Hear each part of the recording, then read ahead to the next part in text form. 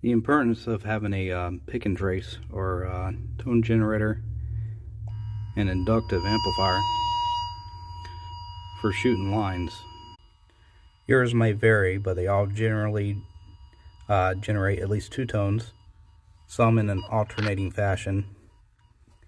But you hook it up to whatever cable you need to trace. Now, I knew that it was coming here because I physically traced out the cables, but couldn't find where the break was, which led me to right here. So I replaced this connector,